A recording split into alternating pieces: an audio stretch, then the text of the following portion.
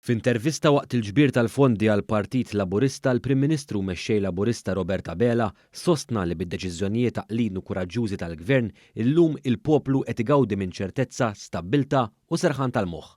Dr. Abela qal dan waqt intervista fil-maratona ġbir ta' fondi tal-Partit Laburista meta ġie mistoqsi dwar in-normalità li igawdu minnha l-Maltin u l-Awċin f'dawn iż-żmien ta' festi. Festi li pajjiżna bħal bqija tad-dinja ilu ma jara bħalhom għall-aħħar sentejn minħabba ir-restrizzjonijiet tal-pandemija.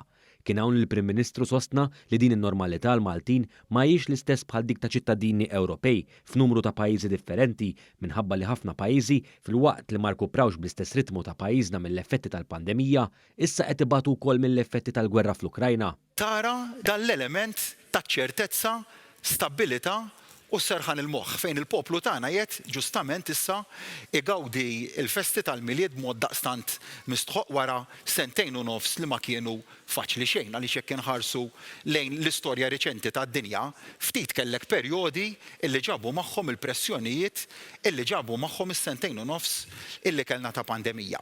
Imma dak nistgħu ngħidu issa li huwa l-perjodu illi ħallejna warajna. Il-Prim Ministru semma d-deċiżjonijiet b'saħħithom tal-Gvern immexxi minnu kemm waqt il-pandemija u anke wara, speċjalment b'reazzjoni għall-gwerra fl-Ukrajna. Hawn Dr. Abela sostna li d-deċiżjoni ewlenija li l-Gvern jagħmel tajjeb għaż-żidiet fil-prezzijiet tal-enerġija kienet kruċjali biex l-ekonomija ta' pajjiżna tibqa' tirpilja b'saħħa. Irrimarka kif dan jiġduh numru ta' rapporti minn aġenziji indipendenti differenti tal-klassifikazzjoni tal-kreditu u anke il-Kummissjoni Ewropea. Huma deċiżjonijiet illi meta tara l-entitajiet internazzjonali x'qed jikkummentaw fuq pajjiżna kellna l-IMF li kkummenta l-Kummissjoni Ewropea nhar il-ġimgħa DBRS, kellna qabel il-Moody's, kellna qabel Fitch Ratings ukoll, illi kollet jagħtu dan id-tbassir ta' fiduċja illi l-ekonomija ta' pajjiżna hija waħda li se tibqa' tikber. Madankollu l-Prim Ministru ma waqaf xawn u aċċenna wkoll għall ħidma reċenti ta' dan il-Gvern fosthom fil-budget tas-sena d-dieħla fejn il-biesel baqa' jiġi premjat filwaqt li l-qasam soċjali baqa' jingħata importanza kbira b'numru ta' miżuri u żidiet qawwija fis-settur. Il-Prim Ministru rrimarka wkoll it-tattika ta' tbeżżieħ tal-Oppożizzjoni fil-kampanja elettorali meta qalet li wara l-elezzjoni il-Gvern mhux se jibqa' jipprovdi għajnuna. Morna lej budget fej dak kollu li tħadditna dwaru fil-kampanja elettorali illi se nibqgħu nagħtu s-sosten lin-nies wettaqnieh.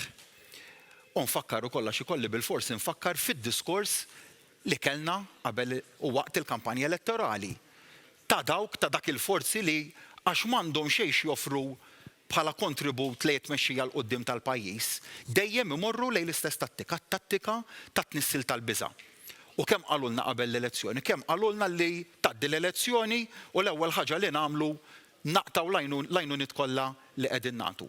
Mhux talli m'għamilniex hekk, talli immedjatament wara l-elezzjoni irrikonfermajna dak kollu li konna għadna fil-kampanja elettorali li se nibqgħu nżommu ħajjin l-għajnuniet kollha li qegħdin nagħtu. Imma tajna wkoll garanzija tas-sostenibilità ta' dak il-miżuri.